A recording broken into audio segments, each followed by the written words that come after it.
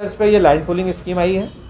अगर हम किसी व्यक्ति की लैंड लेते हैं तो उसको 50% लैंड डेवलप करके, मतलब उसके आसपास की बाउंड्री वॉल करके, वहाँ तक बिजली पहुँचा के, वहाँ तक पानी पहुँचा के, वहाँ तक सीवरेज पहुँचा के हम देंगे। और उसकी जो बची हुई ज़मीन रहेगी, जो कि 40 से 50% होगी, उसके ऊपर प्राधिकरण विकास कार्य करेगा और कुछ हिस्सा प्राधिकरण रखेगा, जिसको कि जो वो विकास कार्य कर रहा है उसके एवज में रखी जाएगी। बेसिकली जो हम लोग खर्चा कर रहे हैं वो कहीं से निकलेगा तो सही, इसलिए हम लोग उसको फिर सेल करेंगे, जैसा कि नॉर्मली प्राधिकरण करता है। तो इन्हीं प्रावधानों में फिर सरकार ने बोला था कि आपकी जो पुरानी स्कीम चल रही हैं उनको आप लोग चेक कर लें कि कौन कौन सी स्कीम आप इसमें चला सकते हैं, कौन सी नहीं चला सकते हैं। तो उसको लेके आज हम लोगों ने बोर्ड में चर्चा करी है।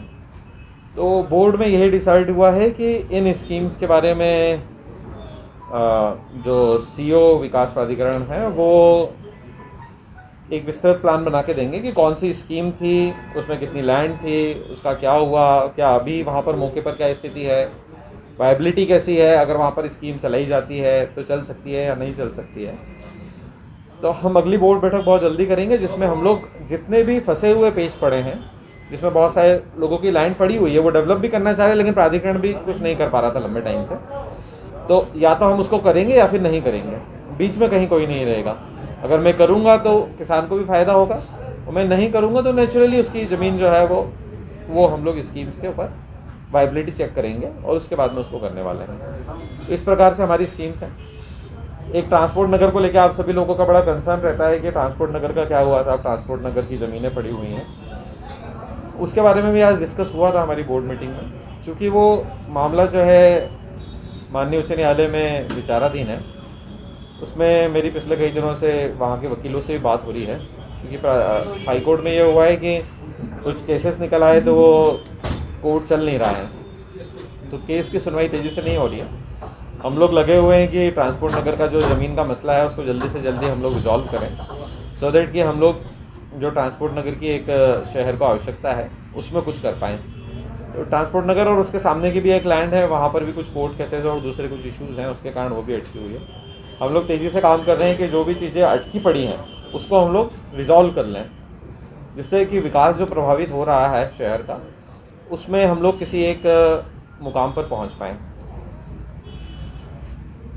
फिर अगला जो पॉइंट हम लोगों ने प्राधिकरण की बैठक में डिस्कस हुआ है, हमारी बहुत सारी प्रॉपर्टीज़ है जो सेल होनी है, तो उसके लिए पूर्व में समय समय पर इन्होंने विज्ञापन जारी करे हैं प्राधिकरण ने। यहाँ से हम लोगों ने नए सिरे से उसकी तैयारी करके विज्ञापन फिर से जारी कर रहे हैं। हम हमारी पब्लिक डोमेन वेबसाइट पर भी उसको ला रहे हैं। व्यक्ति अपने मोबाइल के माध्यम से उस प्रॉपर्टी की लोकेशन ढूंढते हुए पहुंच सकता है। कई बार आदमी को पता नहीं होता है कि प्लॉट तो हमने बता दिया कि फलानी स्कीम का फलाना प्लॉट है, उसके लिए फिर उसको किसी को माध्यम बनाना पड़ता है, तो वो माध्यम बनाने वाली परंपरा नहीं होगी। व्यक्ति स्वयं आए, हमारी वेबसाइट पर देखे, उसमें हम लोग उसकी गूगल लोकेशन डाल देंगे, उस पर क्लिक करें, वहाँ तक ऑलमोस्ट वहाँ तक पहुँच जाएगा, जैसा कि हम लोग गूगल लोकेशन पे व्हाट्सएप के थ्रू हम लोग जो शेयर करते हैं उससे पहुँच पाते हैं। तो अभी हम लोग निकाल रहे हैं करीब 6-7 करोड़ रुपए की प्रॉपर्टीज़ हैं हमारी जो सेल करना है हमको, उसके लिए हम लोग कार्रवाई कर रहे हैं। एक बड़ा पेज हमारा पड़ा हुआ था पंडित दीनदयाल उपाध्याय नगर, जो आवास नगर के थोड़ा सा और आगे की साइड में है। वहाँ पर बहुत सारे प्लॉट्स पड़े हुए हैं नगर निगम के, और वो बहुत ही खूबसूरत, नगर निगम नहीं सॉरी प्राधिकरण के, और वो बड़ी अच्छी लोकेशन है, प्लॉट्स भी अच्छे साइज़ के हैं, सारी चीज़ें हैं। वो भी किसी कारणों से होल्ड पड़ा हुआ था, तो आज हमने बोर्ड बैठक में उसका भी अप्रूवल करा लिया है। तो इस वीक में उन प्लॉटों को भी सेल करने के लिए हम लोग निकालने वाले हैं, प्लस उस एरिया का अच्छे से डेवलपमेंट करा रहे हैं, जैसा कि कोई प्राइवेट कॉलोनाइजर कराता है। गार्डन्स वगैरह पुराने बनाए गए थे लेकिन वो ठीक स्थिति में नहीं है, मैं उनको सबको ठीक करा रहा हूँ। इलेक्ट्रिफिकेशन, पेवर्स वगैरह लगाना है, गेट लगाना है, ये कर रहे हैं। कोशिश ये भी कर रहे हैं कि जो हमारी कॉलोनी उसको हम लोग एमआर से कनेक्टिविटी दे पाएँ। एक और पॉइंट आएगा एमआर, जैसे मैंने बोला तो बोला जाएगा कि एमआर का क्या हो रहा है, एमआर पड़े हुए हैं, तो एमआर को लेके भी कुछ डिस्कशन हुआ है। उसको लेके कल कलेक्टर साहब ने एक बैठक बुलाई है, तो उसमें हम लोग एमआर का भी सर्वे कर रहे हैं, तो कुछ एमआर पे भी काम शुरू करेंगे।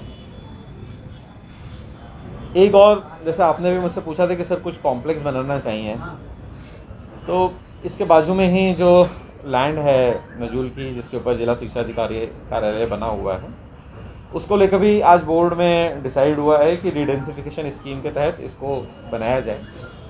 क्योंकि लैंड के स्वामित्व तो राजस्व विभाग के पास ही है, तो तो इसलिए जो विभागों के बीच का इशू आता है वो संभवतः यहाँ नहीं आएगा, जो आज हम लोगों ने डिस्कस करा।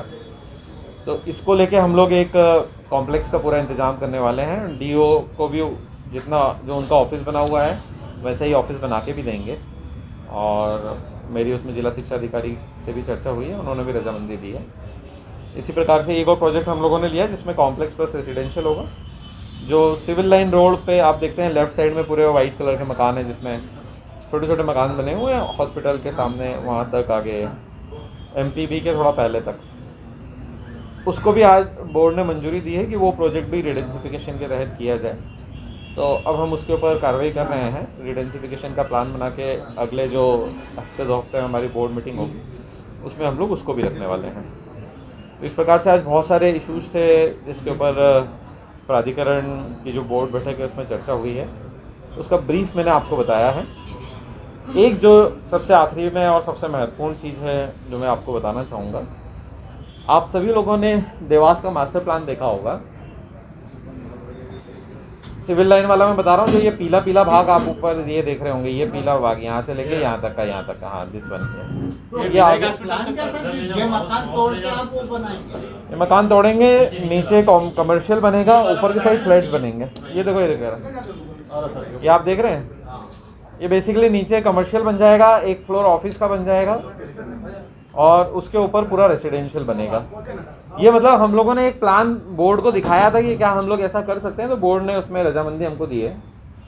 देवास का जो मास्टर प्लान है उसमें इसको मिनी सुपर कॉरिडोर डिफाइन किया गया है। आप सभी लोगों ने जो भी थोड़ा बहुत मास्टर प्लान को देखते होंगे उन लोगों ने देखा होगा कि जो ब्लू वाला हिस्सा है उसको मिनी सुपर कॉरिडोर कहा गया है, जो कि उधर उज्जैन रोड से शुरू होता है और जहाँ इधर ये रेलवे पटरी के वहाँ ख़त्म हो रहा है, ये जो हम लोग टाटा वाला रोड आगे जाते हैं वहाँ पर ये ख़त्म होता है, और फिर ये बीच में रेड लाइन आ रही है, मतलब ये एबी रोड पे जुड़ जाता है। यस, तो आज बोर्ड ने मिनी सुपर कॉरिडोर बनाने को लेकर हम लोगों को सैद्धांतिक सहमति दी है, जिसमें हम लोगों ने प्लान बनाया था कि चूँकि शहर का ये एक ऐसा भाग है जिसको कि शहर के एक भाग से दूसरे भाग को कनेक्टिविटी देने की ज़रूरत है, और इसके लिए सिर्फ एमआर ना बनाते हुए इसको पूरा मिनी सुपर कॉरिडोर के नाम से एक स्कीम बनाई जाए। ये MR10 है बेसिकली, ये मेंढकी के उस पार से, हाँ मेंढकी के उस पार से, मेंढकी चौराहे से सीधा निकल रहा है। नहीं, मेंढकी के उस पार है, ये तो उज्जैन रोड पे से जुड़ रहा है, उज्जैन रोड से, हाँ वहाँ से जुड़ रहा है। तो ये मिनी सुपर कॉरिडोर का हम लोग डेवलपमेंट करने वाले हैं। आगे बढ़ाने हैं, चल नहीं रहा है मेरा, और आगे बढ़ा दो। नहीं, ये रसलपुर पे नहीं है, ये चालू हो गया ना सर? नहीं वो नहीं है। ये इसका मोटा मोटा मैं आपको बता देता हूँ कि ये सुपर कॉरिडोर है जिसकी लंबाई करीब 6 किलोमीटर के लगभग है, 5.60 है मिनी सुपर कॉरिडोर। इसकी जो चौड़ाई है वो 45 मीटर चौड़ाई है रोड की, 45 मीटर चौड़ा रोड रहेगा, ठीक है ना। और इसके दोनों तरफ जो है, रोड के दोनों तरफ 150 मीटर तक प्राधिकरण स्कीम लाएगा। 150 मीटर रोड के दोनों तरफ, आइदर साइड ऑफ रोड। जो टोटल एरिया है वो, जैसा उन्होंने शकील जी ने बोला, 186 हेक्टेयर है जो हम लोगों ने कराए। इसके जो फ़ायदे हैं, एक तो उज्जैन रोड से एबी रोड की जो कनेक्टिविटी है वो इसको बड़ा काम देगी। दूसरा, एक और चीज़ मैं जिसमें बताना चाहता हूँ, बेसिकली आप में से बहुत सारे लोगों का क्वेश्चन होगा कि भाई मिनी सुपर कॉरिडोर है तो इसमें होगा क्या, क्या मकान बनेंगे, इंडस्ट्री डलेगी या कुछ और होने वाला है, क्योंकि हर एरिया स्पेसिफाइड होता है मास्टर प्लान में कि भाई वहाँ पर क्या एक्टिविटी होगी। तो जो सुपर कॉरिडोर की डेफिनेशन है मास्टर प्लान में, उसमें ये मोटा मोटा जिसको बोलना चाहिए सर्विस बेस्ड इंडस्ट्री है। इसमें मैं आपको मैं आपको एक पेपर में दे दूंगा, वैसे मास्टर प्लान में लिखा हुआ है। इसमें बहुत सारी चीज़ें आ सकती हैं, मतलब शॉपिंग कॉम्प्लेक्स आ सकते हैं, लॉजिस्टिक पार्क आ सकता है, स्पोर्ट्स पार्क आ सकते हैं, आईटी पार्क आ सकता है, आईटी इंडस्ट्रीज़ आ सकती हैं। ऐसी बहुत सारी चीज़ें हैं जो इसमें आ सकती हैं। कुछ लैंड यूज़ हमको भी डिफ़ाइन करना होता है जो कि हम स्कीम बनाने के दौरान में डिफ़ाइन करेंगे, तो कुछ और चीज़ें जिसकी रिक्वायरमेंट होगी वो यहाँ पर हम लोग ला पाएंगे। जब हम लोग बैठे थे और जब मास्टर प्लान पे डिस्कशन स्टार्ट हुआ था तो एक चीज़ जो पूरा देवास का नक्शा देख के समझ में आई थी जब मैंने भी प्राधिकरण में ज्वाइन करा था और सर भी आए थे, कि अभी कुछ समझ में नहीं आ रहा है कि देवास का विकास जाएगा किस तरफ, क्या होने वाला है। उसके लिए ज़रूरत होती है कि उसको एक दिशा हम लोग देते हैं। तो वो दिशा देने के लिए मुझे लगता है कि देवास का जो सुपर कॉरिडोर का जो प्रोजेक्ट होने वाला है, ये देवास को एक नई दिशा देगा। क्योंकि अगर इसमें आप देखेंगे, मैं आपको पीछे दिखाता हूँ, ये जो आप देख रहे हैं, ये वाला जो एरिया रेड घूम रहा है, ये पूरा एरिया अभी हमारा पूरा अछूता पड़ा हुआ है। अगर आप देख रहे होंगे जो शहर का विकास है वो इस तरफ इंदौर तरफ ऐसा बढ़ रहा है, ये इधर नीचे आ रहा है, ये शहर इस तरफ जा रहा है या इस तरफ जा रहा है। ये जो पूरा पैच है हमारा, ये पूरा अभी भी खाली पड़ा हुआ है। और ये पूरा इंडस्ट्रियल एरिया है जहाँ पे अभी मेरा ये लाइट घूम रही है। इंडस्ट्रियल एरिया से अप्रोच करते हुए अगर हम लोग एक अच्छा सुपर कॉरिडोर डेवलप करते हैं तो निश्चित रूप से ये जो पूरा एरिया है यहाँ पर अच्छा आवासीय एरिया और दूसरी फैसिलिटीज़ जो है वो डेवलप हो सकती हैं। तो ये हम लोगों को लगा था कि शहर को किस तरफ दिशा दी जाए, तो ये हमें ठीक लगा। बिकॉज आने वाले टाइम में, जैसा पहले भी लोग मेरे साथ अगर वर्कशॉप में थे, हम लोग इंडस्ट्रियल एरिया का एक्सपेंशन भी प्लान कर रहे हैं। इंडस्ट्री से जो चर्चा होती है, इंडस्ट्री वालों का कहना होता है कि साहब देवास में बहुत सारी इंडस्ट्री आना चाहती हैं लेकिन हमारे पास लैंड अवेलेबल नहीं है।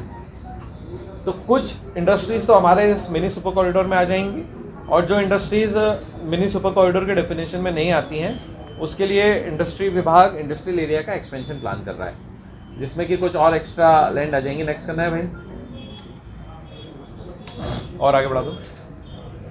तो जैसे एक मिनट पीछे, जैसे मैंने आपको बताया कि बहुत सारी चीज़ें, कमर्शियल है, इंडस्ट्रियल है, लॉजिस्टिक है, अपरेल पार्क है, मतलब कपड़े वपड़े के कारखाने जो होते हैं, कुछ पोर्शन रेसिडेंशियल भी आ जाएगा, स्पोर्ट्स कॉम्प्लेक्स बन जाएंगे, बिजनेस के सेंटर्स बन सकते हैं। ये सारी चीज़ें जो है वो मिक्स यूज़ डेवलपमेंट होता है, जिसको सुपर कॉरिडोर में हम लोग डिफाइन करते हैं। तो उस तरह से ये सुपर कॉरिडोर का पूरा आने वाला है। नेक्स्ट बताना है, इसका ये पूरा डिटेल प्लान है। और नेक्स्ट करें, इस तरह से बनेगा ये। आप जो देख रहे हैं, जो ये ब्लैक वाला पोर्शन आप देख रहे हो, ये रोड है बेसिकली,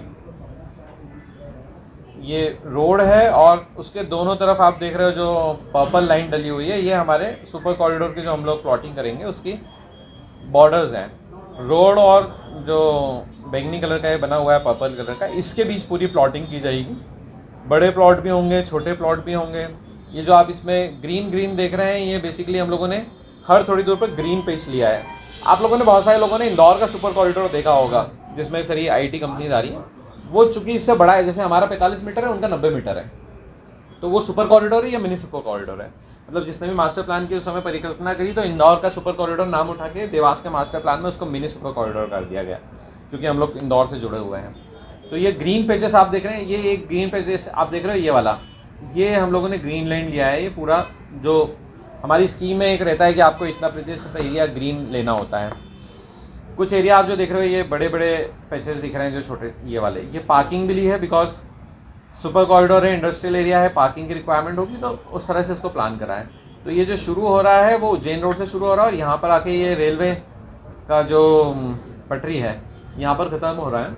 इस पर हम लोगों ने एक रेलवे का ओवरब्रिज प्लान करा है, जो कि स्कीम का ही पार्ट होगा। ये आप देख रहे हो कि टोटल 186 हेक्टेयर का एरिया है। मेजर रोड जो है करीब 24 हेक्टेयर में आ रहे हैं। अदर इंटरनल रोड्स भी बनेंगे। प्लॉट जो है वो 66% हमको मिल रहा है, करीब 123 हेक्टेयर का रहेगा। 9 हेक्टेयर ग्रीन एरिया रहेगा, पार्किंग का 2 हेक्टेयर के अराउंड है, और यूटिलिटी जिसमें पानी की टंकी, सीवरेज का स्थिति और ये सारी चीज़ें आ जाएंगी। अब ये जो प्रोजेक्ट की हम लोगों ने कॉस्ट जो मोटी मोटी निकाली है, वो लगभग इसका डेवलपमेंट कॉस्ट आ रहा है 286 करोड़ रुपए, और वहाँ पर जो हम लोग सेल करेंगे तो करीब 300-325 करोड़ रुपए का सेल होगा। तो ऐसे कुछ 30 करोड़ रुपए का हम लोगों ने इसमें रेवेन्यू बताया है। ये चेंज होता रहेगा, क्योंकि आज हम लोग स्कीम शुरू करेंगे, ये स्कीम आने वाले 4 साल 5 साल तक चलती रहेगी, क्योंकि बहुत बड़ा एरिया ले रहे हैं, और आने वाले टाइम में रेट्स भी फिर बढ़ेंगे उस एरिया में। ऑलरेडी अभी भी काफ़ी रेट बढ़े हुए हैं।